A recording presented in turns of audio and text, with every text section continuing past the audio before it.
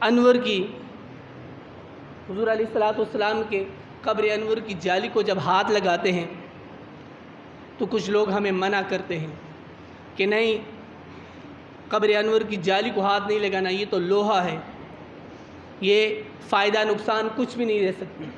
جب ہم مسجد نبی کے دیوار کو ہاتھ لگاتے ہیں تو کہتے ہیں کہ نہیں، یہ تو بدعت ہے، یہ تو دیوار ہے، یہ کوئی فائدہ نہیں دے سکتی۔ تو کیا انبیاء سے بڑھ کر کسی نے توحید نہیں پہچانی؟ کیا انبیاء کو بھی توحید کا نہیں پتہ تھا؟ جب حضرت یعقوب علیہ السلام آپ کی آنکھوں کی بینائی چلی گئی تو آپ کے بیٹے حضرت یوسف علیہ السلام جو مصر کے بادشاہ تھے، اللہ کے نبی بھی تھے، کیا انبیاء کو توحید کا نہیں پتہ تھا؟ جب آپ کو پتہ چلا کہ میرے والد ان کی آنکھوں کی بینائی چلی گئی تو آپ نے مصر سے کسی ڈاکٹر کو نہیں بھیجا تھا، کسی حکیم اور طبیب کو نہیں بھیجا تھا، بلکہ آپ نے آپ کے جسم اطہر پر، آپ کے جسم مبارک پر جو قمیض لگی تھی، آپ نے اس کو بھیجا کہ جاؤ اور میرے والد کی آنکھوں پر لگا دو۔ کیا حضرت یوسف علیہ السلام توحید کو نہیں جانتے تھے؟ اور پھر حضرت یعقوب علیہ السلام کے جب آپ کے پاس جب وہ قمیض آئی تو کیا آپ توحید نہیں جانتے تھے؟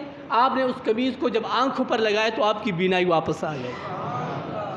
اگر حضرت یوسف علیہ السلام کی قمیض میں اتنی طاقت ہے کہ اپنے والد کی کھوئی ہوئی بینائی واپس آ سکتی ہے، تو ہم عاشقوں کا بھی یہی عقیدہ ہے کہ جب ہم مسجد نبی کے دیوار کے ساتھ ہاتھ لگاتے ہیں، اب جب قبر انور کی جالی کے ساتھ ہاتھ لگاتے ہیں تو وہ بھی ہمیں شفا عطا فرماتی ہے۔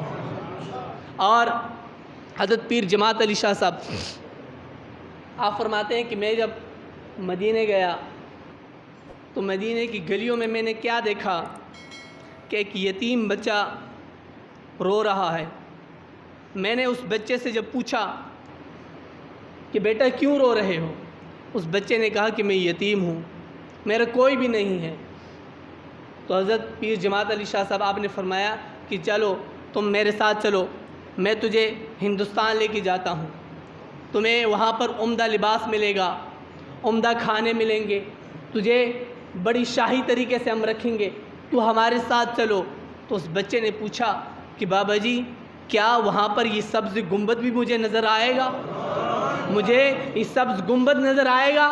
تو بابا جی نے کہا کہ نہیں، تمہیں وہاں پر یہ سبز گنبد نظر نہیں آئے گا۔ تو اس بچے نے کہا کہ بابا جی اگر مجھے وہاں پر یہ سبز گنبد نظر نہیں آئے گا تو میں ہندوستان کی شاہی کو اس مدینے کی گداہی پر قربان کرتا ہوں۔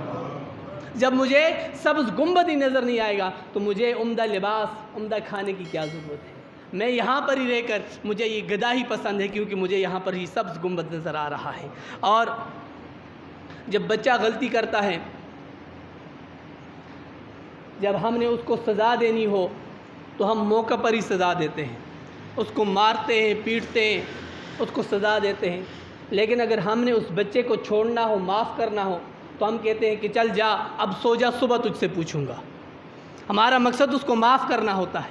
اگر سزا دیتے تو موقع پر ہی مارتے ہیں، مگر جب ہمارا بچہ جب کوئی غلطی کرتا ہے، جب اکیلے آتا ہے تو ہم اس کو سزا دیتے ہیں، مارتے پیٹتے ہیں، مگر جب اپنے ساتھ کسی ماموں کو یا تایا یا چچا کو لے کر آتے ہیں تو ہم کہتے ہیں کہ تیرا گناہ تو اتنا تھا، اتنی غلطی تھی، اتنی بڑی غلطی تھی کہ تجھے تو سزا ملنی چاہیے تھی، مگر تو میرے بھائی کو ساتھ لے آیا اس لیے تجھے معاف کر رہا ہوں۔